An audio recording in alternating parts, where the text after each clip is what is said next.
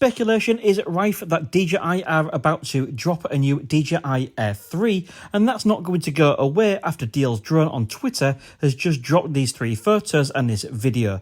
What do you think? Let me know in the comment section below. Yes, the photos and videos are not the best, but certainly it looks like something that DJI could produce, and it certainly looks a little bit like the new DJI Mavic 3. So once again, let me know your thoughts in the comment section below as to what you think to these leaked photos.